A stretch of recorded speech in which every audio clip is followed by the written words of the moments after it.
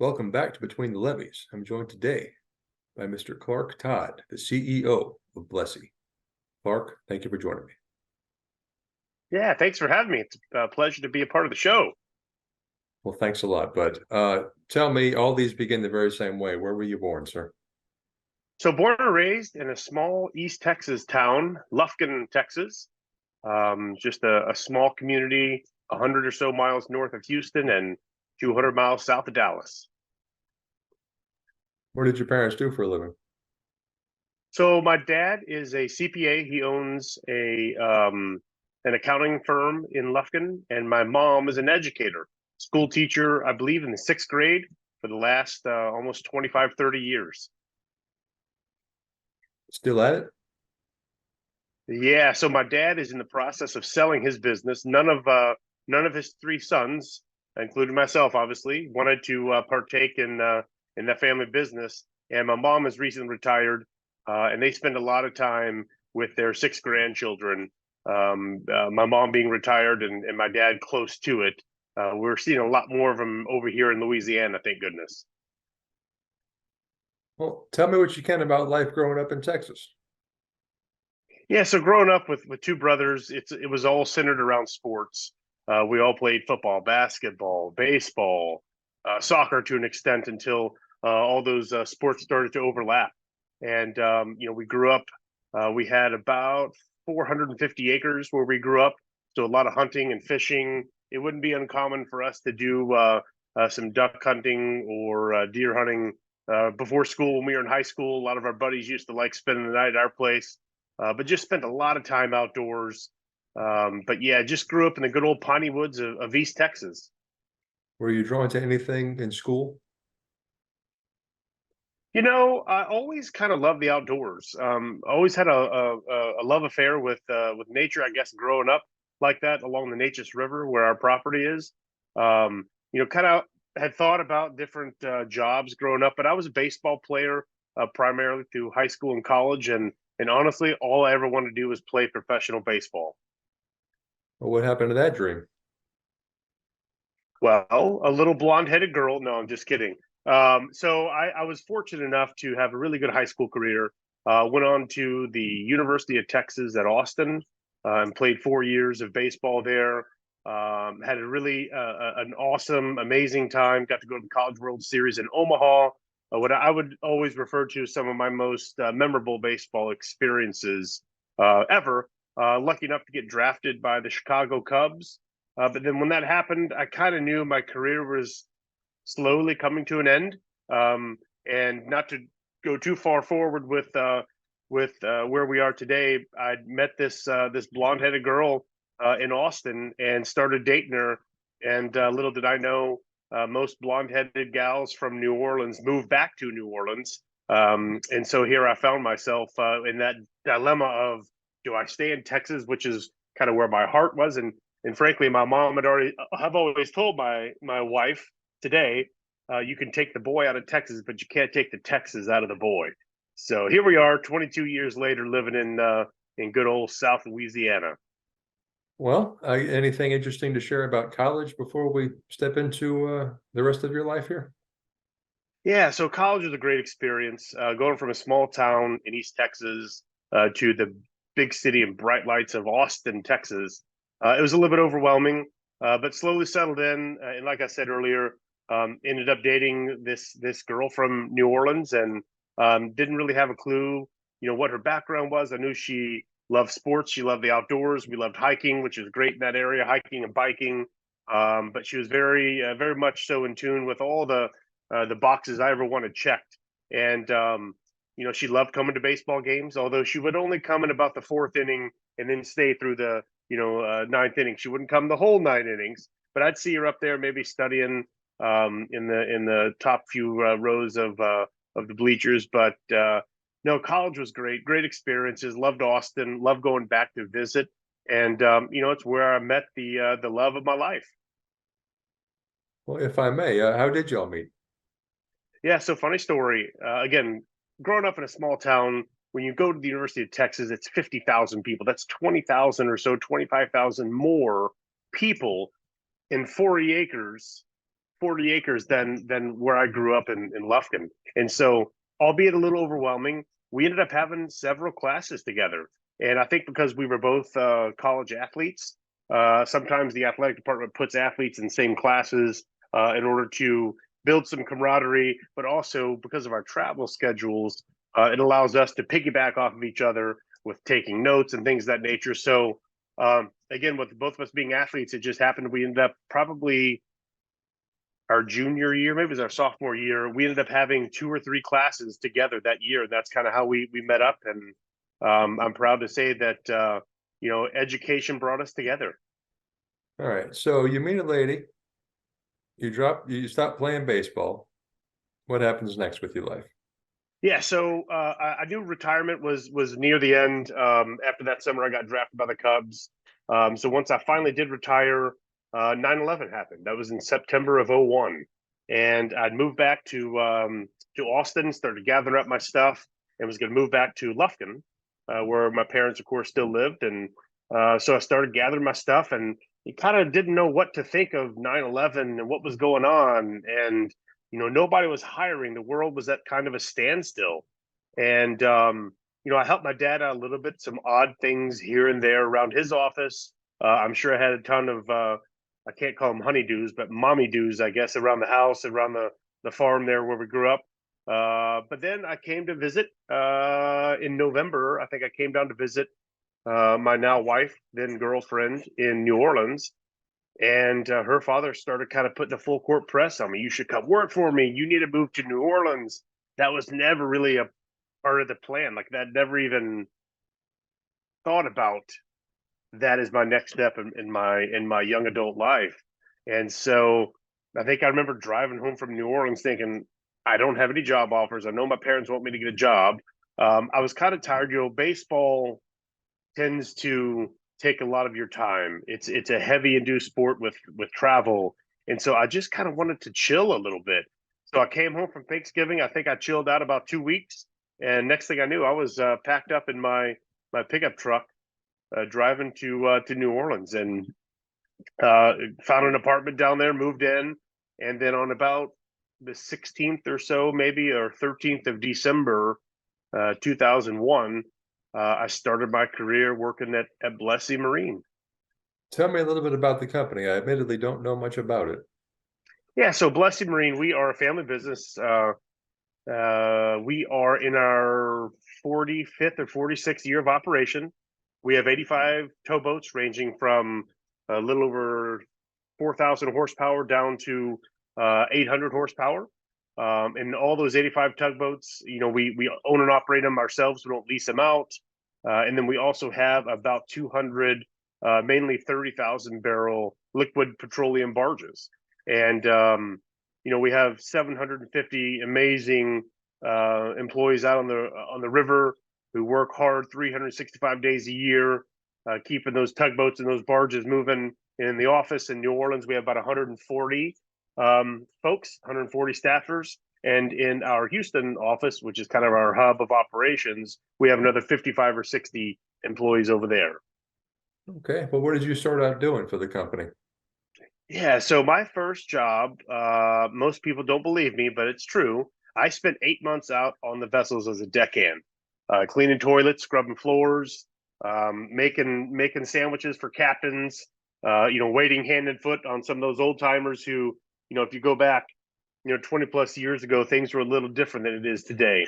But I did 8 hitches of 28 days on and 14 days off riding as a deckhand, truly learning the industry. And it's really kind of where I like to say I became battle hardened. I became a battle hardened mariner in my 8 months out there on the tugs and barges, working alongside our great employees.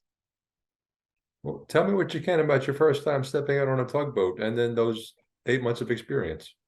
Yeah, so my first run was on a 2,600 horsepower boat that was running the Mississippi River. It was going. I remember I got on somewhere on the Gulf Coast, maybe around Beaumont or Port Arthur, and the tow was headed to Minneapolis, St. Paul. And so, as you can imagine, making that trek from the Texas Gulf Coast all the way up to Minneapolis, St. Paul is a pretty good run. I ended up getting off about La Crosse, Wisconsin, so I never made that last 200-mile stretch of Upper Mississippi River. So that was my first hitch. I remember the first day I got on there, some of the crew members kind of knew who I was, and I was a soon-to-be family member, if you will, marrying into the Blessey family. But a lot of the guys didn't know who I was, which was kind of nice. So I kind of was able to fly under the radar. I think maybe on that trip, maybe just the captain knew who I was, and I didn't ask for anything special. I was in the bunk room with the rest of the deckhands, and just had some great experiences. And still to this day, I think we have one of our pilots was actually one of the deckhands on that vessel that day. So it's really neat to go back and look at those relationships that I was able to start so many years ago, and see those guys work their way up in their own career. It really makes it special. Again, for a family business, that's what it's all about. Our people really make our company who we are, and it's so very important. So during that stretch of 8 months on the river, I pretty much rode every segment of the river from Brownsville, Texas to Florida, and from New Orleans to Chicago and Lake Michigan, and then all the way up the the Ohio River to Pittsburgh, and up slightly up the Monongahela. So I've ridden the Tennessee River, down the Tim-Tom. So I really tried to take full advantage of all of our operating area across the central part of the U.S. What was one of the most surprising things you did or saw in those 8 months? I think the most surprising thing I saw during those 8 months, one was being away from your family is tough.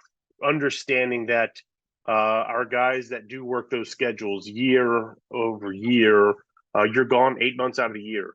And it's really tough. It's tough on family life. It's tough on spouse life, not seeing your kids. And back then we didn't have this opportunity to Zoom and be, even though you and I may only be, 50, 80, 100 miles apart, we didn't have this opportunity. Very few folks had cell phones back then. So I think the hardest part was just being away, but it was a way of life. And I think it was a way of life for so many generations of mariners that it just kind of they made it through. I think it was tougher for me because I didn't really know what to expect. So I think that was the biggest thing that opened my eyes. And then secondly, I think some of the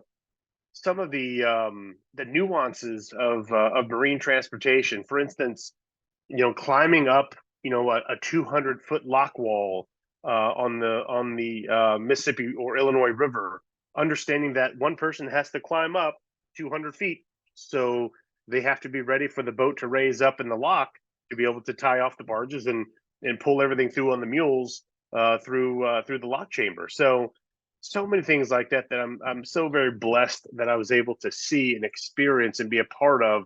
And then not to mention going back, building the bond and the relationship with so many of those wonderful guys that still work for us alongside us today as captains, relief captains, and pilots, and even some career tankermen that we have out there.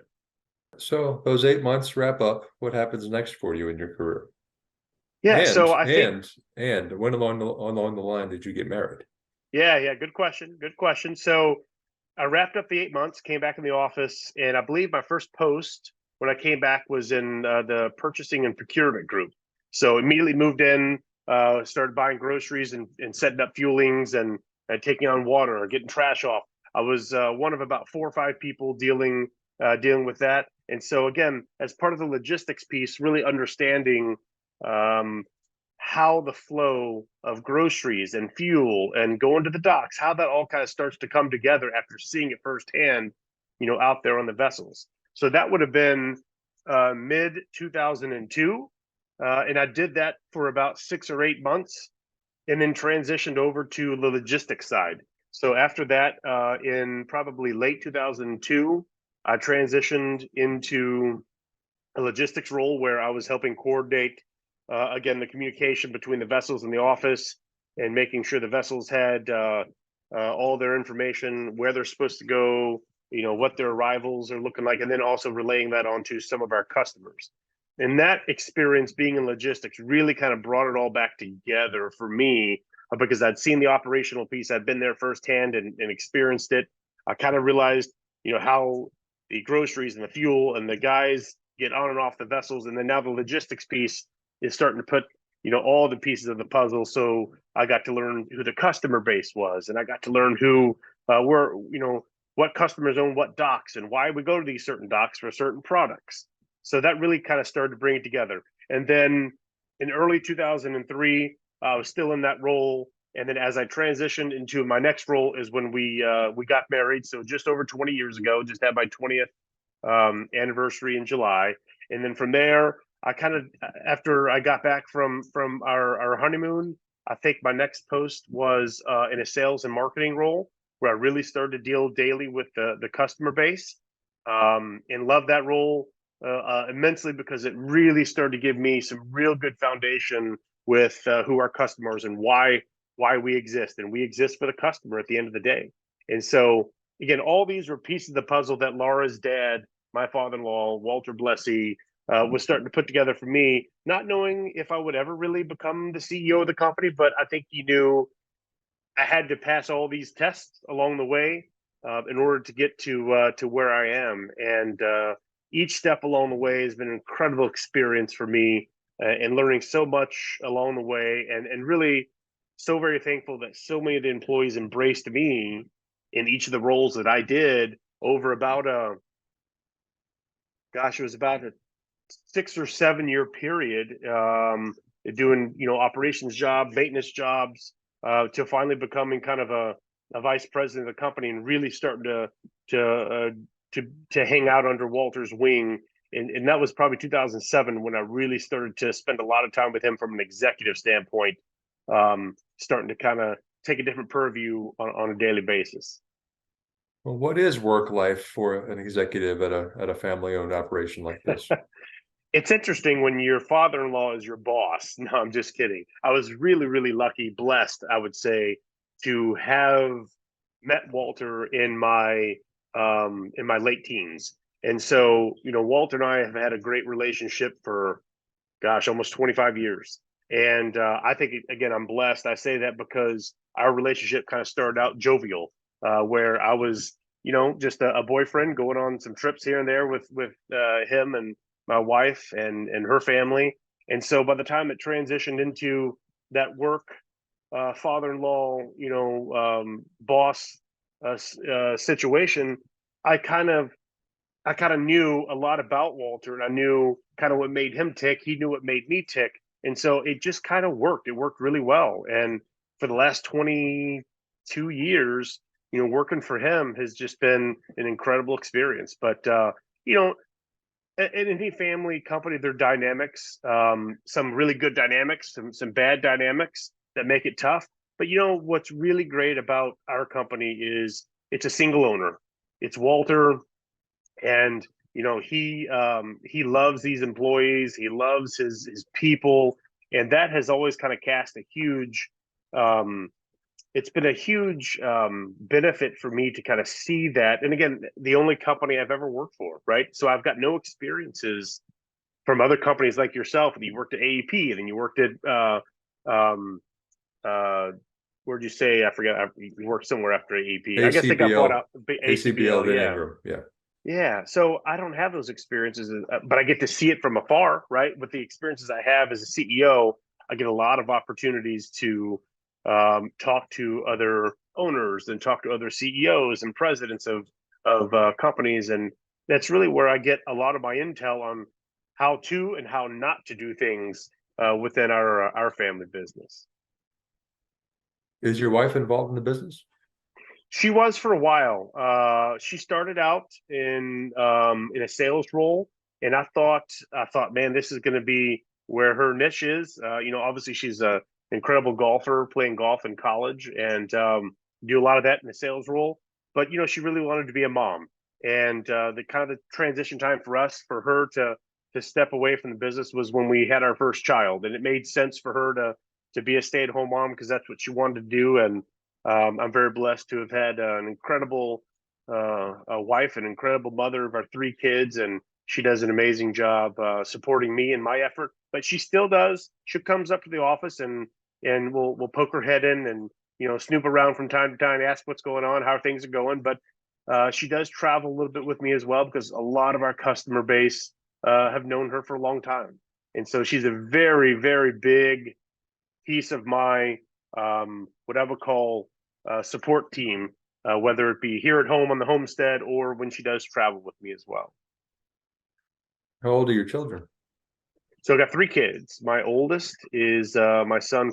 He's 16, and I've got two daughters.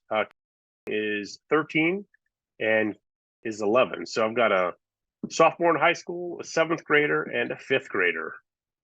Does anything suggest that they'll be following you into the family business? You know, we always joke around. My middle child seems to always be the one that she kind of runs the show, if you will. So she's kind of the type A personality. They're all kind of type A personalities, but she seems to really steer the ship a lot of the time. So we joke around all the time that going to be everybody's boss someday. But you know, it's still too early. I think my son, he's got the same aspirations I do. He plays football. He's on the varsity here in Mandeville. We have a game actually tomorrow night. And then my daughter is big into soccer. Both my daughters are. But my son has got the same love for baseball that I have. And so I could see wanting to kind of take the same path as I did with going to college to play baseball and then hopefully making a career out of it. Well, we've breezed through my normal questions here, and I did tell you I wanted to get at least a half hour out of this. Yeah. Do you miss baseball? I do. Luckily, I was able to continue kind of my love of an attachment for baseball through coaching my son. I did that all the way up until he got into high school, and I do miss it, but I do stay very involved. I'm currently the Mandeville High School Baseball Booster Club president. So I've taken on that responsibility for the next 2 years. My wife says I take on too much, but I did just roll off as the chairman of American Waterway Operators, and it was kind of good timing for me as that kind of tenure came to an end. Fewer trips to DC now, so it gives me a little more time, a little more flexibility with being able to do some things back here in our community. And again, I do miss baseball, but this kind of keeps me connected. I'm probably a little bit more into it than probably the previous baseball booster club presidents have been, only because I just want for these kids in high school, most of them are not going to go and play in college. And so what I want for them is to have the most incredible high school experiences we can do for them. And so a lot of that's raising money. It's about just doing things, little things that enhance their high school experience, whether it be from doing extra at some parties or doing extra from post game meals or pre game meals. I just want them to feel special, and a lot of that is on the Booster Club president to kind of organize and put all together. But to answer the question, I do miss baseball quite a bit. Fill me in on your experiences with AWO. Yeah, so we've been a member of AWO since I've been there at Blessey. I think we were one of the original RCP members back in the early 90s. But about 10 years ago, I really started getting involved on committees as my career kind of started to blossom at Blessey. I really started to take a lot of interest in a lot of our industry advocacy groups, and most notably AWO. And then about probably 4 years ago, after being on a couple committees, I was asked by the president of AWO, "Hey, would you be interested in becoming the chairman?" And I was kind of taken back, frankly. It's a wonderful opportunity, and certainly I was just overwhelmed with the ask. And I said yes, absolutely. So I became the treasurer for a couple of years. I spent 2 or 3 years being the treasurer of AWO. So I kind of got to be the gatekeeper of all the finances, which was kind of fun. And then I spent a year as the vice chairman of the board, and then a year as chairman. And I'm now in the capacity of immediate past chairman of the board, which is really great because you still get a seat at the table, but there's no expectation whatsoever on presenting. I do try to make all the meetings because I do think there is an expectation for me to be there to show my support, both physically there in the meeting, but also be there to support the chairman and the vice chairman who are kind of running the show today. But I loved being a part of AWO. I think I'm going to always kind of hold a role there with them because of the significance that we play, not only just for family companies like ourselves, but for all of our mariners across the 3,000 tugboats we have in the inland marine system.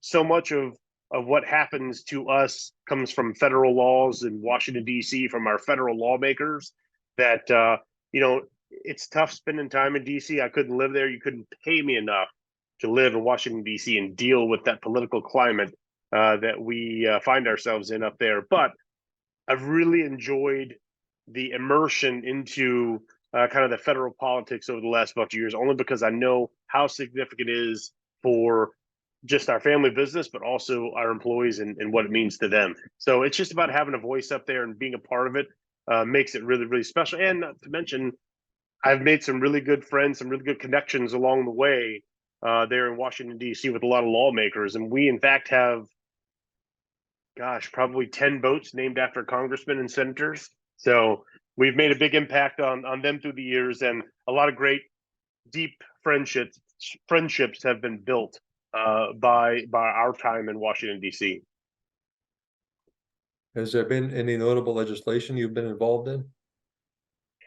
I would say yes. I think one of the more notable things was during some of the low water conditions over the last few years. It was actually, one of them was during my time as the chairman of AWO. I actually got to sit on a couple panels in direct communication in video conferences with the White House, and that was really, really neat for me to kind of be a part of that and have those experiences of talking to some of the top brass up there at the White House. And I think we had some great outcomes in getting additional funding for our Army Corps of Engineers. And the reality is, we still don't have enough assets in the Army Corps of Engineers to keep our rivers running smoothly during low water conditions. So we're still fighting for more money, for more opportunities for the Army Corps of Engineer to put more assets in the river to keep our barges and tugs flowing freely for all of our sake. Because at the end of the day, most people don't realize we're kind of we're a quiet industry, and it's a good thing. We don't like to be in the headlines. We don't like to be in news media. But so much of our nation's cargoes and so much of the nation's commodities are moved on barges and tugs that when we stop, economies can kind of come to a standstill. And so it's our job to fight for that. And again, in Washington, D.C., some people, some congressmen, senators, and legislators have never even seen a tugboat or heard of a tugboat and a barge, because most of their areas across the U.S. that they represent don't have commercial transportation. So we have a wonderful story to tell, and that's why I do love going to D.C. to tell our story. But sometimes getting that story across to people and the significance of what it means is difficult. Well, switching gears a little bit, finally here, aside from the obvious, your career and your family, what has this industry meant to you over the years? I think if one thing comes to mind, it's friendships. Like I said, going back to 22 years ago when I first started riding the tugboats and building some relationships, some baseline relationships with some of our employees was really special to me. Up until the last year or two, as the chairman of AWO, I had some incredible experiences traveling around the country from East Coast to West Coast. I know recently you had Del Wilkins on your show, and he's a very close friend of mine from Illinois Marine Towing up in Chicago. He was actually my prior chairman of the board, so I was his vice chair at AWO. But those relationships mean so much to me. And I've had some incredible experiences traveling to see some of these family-owned businesses, some of these publicly traded companies, the private equity companies that operate in our space, like I said, from East Coast to West Coast to Gulf Coast. But building some of those relationships has probably been the single most important thing. And it all kind of started with my time as a deckhand, as a lowly old deckhand on the Walter E. Blessey Jr. back in Beaumont, Texas. Well, Clark, I do appreciate your time this afternoon. I'm very glad we could do this. Thank you. It's a pleasure to be a part of it, and this industry means so much to me and to our family. And I appreciate what you do in bringing to light a lot of these conversations and a lot of the folks that you've brought on your podcast through the years. So thank you. Thanks a lot, sir. This has been a production of Where You At Studios, LLC.